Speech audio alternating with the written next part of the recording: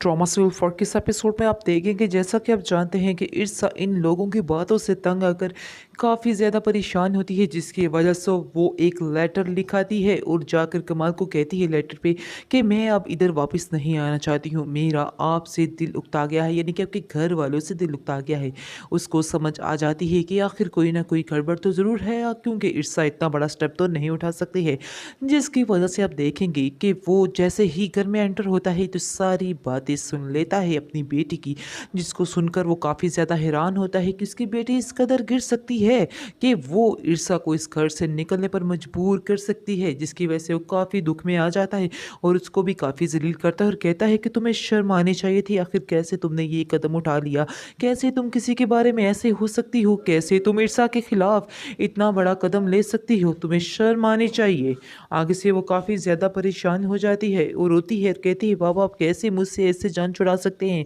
आगे से वो कहता है कि बस करो, मुझसे इतना बर्दाश्त नहीं हो रहा, आखिर मैं ये बात कैसे बर्दाश्त करूं कि तुम मेरी बेटी हो और तुमने क्या कुछ किया है हमारे साथ, ये चीज़ को मैं कभी बर्दाश्त नहीं करूंगा। दूसरी तरफ आप देखेंगे कि इर्सा के बाप का इंतकाल हो जाता है, जिसकी वजह से इर्सा अपने आप को काफ़ी ज़्यादा अकेला महसूस करने लग जाती है और इसको समझ नहीं आती कि वो क्या करे। और वो कहती है कमाल से कि आप यहाँ से चले जाइए, मैं यहाँ पर हरगिज़ आपके साथ नहीं जाऊंगी। लेकिन कमाल उसको कहता है कि मैं तुम्हें साथ लेकर ही जाऊंगा, अगर आज मैं तुम्हें साथ ना लेकर गया तो समझो सारी ज़िंदगी में अपने आप को माफ़ नहीं कर पाऊंगा, इसलिए तुम्हारा जाना ही मेरे साथ बेहतरी का है। ट्रॉमा सीरियल फोकस एपिसोड में आप देखेंगे कि बहुत ज़्यादा कमाल परेशान होता है जैसे ही उसको पता चलता है कि उसकी बेटी और उसकी साली साहिबा दोनों एक दूसरे के साथ मिली हुई है और ईर्षा की ज़िंदगी तो तबाह करने में मगन है, जिसकी वजह से वो काफ़ी परेशान होता है और सबसे ज़्यादा ये कि वो काफ़ी ज़्यादा शर्मिंदा होता है कि उसने आज तक ईर्षा की बात पर यकीन नहीं किया,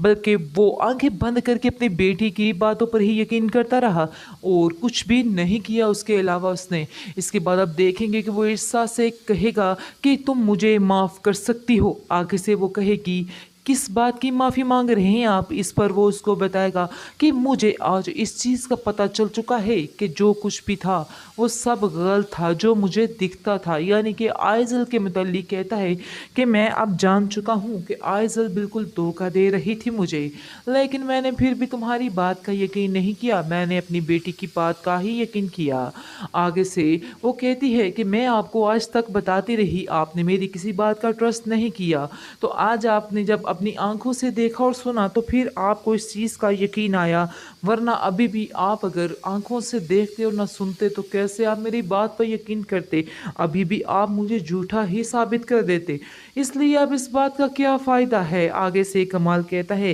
कि प्लीज़ तुम मुझे माफ़ कर दो, क्योंकि जो होना था वो तो हो चुका है, अब मज़ीद इन बातों पर बहस करके मैं अपनी ज़िंदगी पर बात नहीं करना चाहता, मैं अपनी ज़िंदगी को बहुत ही अच्छे तरीके से गुजारना चाहता हूँ और तुम्हारे साथ ही गुजारना चाहता हूँ।